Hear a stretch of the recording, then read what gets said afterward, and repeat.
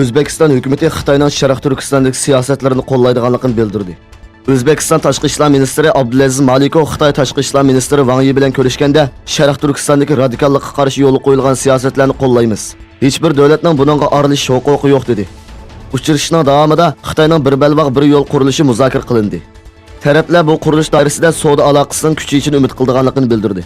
O'rta Osiyo davlatlarining iqtisod jihatdan Xitoyga tayanishining kuchayishiga ergishib, ichki va tashqi siyosatlarda Xitoyning ta'siriga uchramoqda. Xitoy bu davlatlarda iqtisodiy kuch orqali siyosiy ta'sirini kengaytirishga urinmoqda. Xitoy doiralari Sharq Turkistonda xalqning meyit namozi o'qish, nikoh o'qish, bolalarga ism qo'yish degandek diniy va milliy qoida usullarini butunlay qonunsiz faoliyat deb e'lon qilishini davomlashtirmoqda. Erkin Osiyo radiosining bu vaqtdagi xabarida Xitoy doiralarining yuqorida tilga olingan qonunsiz faoliyatlarga qat'iy ruxsat qilmaydiganligi, faqat hukumat bekitgan imomlar tomonidan nikoh va meyit namozi o'qishga ruxsat qilinadiganligi, faqat belgilangan oyatlarning o'qiladiganligi va bu xil faoliyatlarda takbir va diniy shiorlarni to'lashga va Xitoy tomonidan diniy asabiylik deb qaralgan ish harakatlarga ruxsat qilinmaydiganligi bildirildi. BDT kishilik huquq mutaxassislari Jammu Kashmirda 20 kunlik vaqtdan buyon davomlashayotgan ifoda erkinligi, uchurga erishish va tinch namoyish faoliyatlariga qarshi cheklamalarning amaldan qoldirilishi haqida Hindistonga chaqiriq qildi.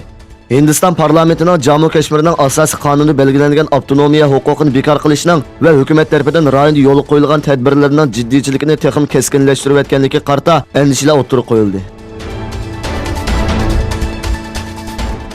Taliban kuchlarining Afg'onistonning shimoliy Balx o'lkasi Zar nahiyasiga ilib borgan hujumida 12 nafar xavfsizlik xodimining o'lganligi bildirildi.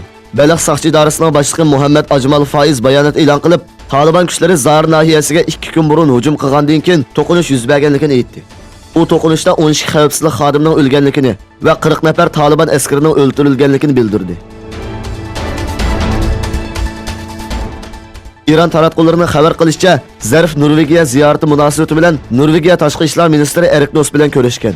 Ko'rishishdan keyin o'tkazilgan o'rtaq axborot e'lon qilish yig'inida Norvegiyaning Amerikaning Paris qo'tqini qurmoqchi bo'lgan ittifoqdosh armiyaga qatnashadigan yoki qatnashmaydiganligi haqidagi savolga Amerika Paris qo'tqida ishonchsizlik omildir. Yetarli darajada bisiq bo'lgan bu rayonda qazolarning maydonga kelishiga yo'l qo'ymaymiz dedi.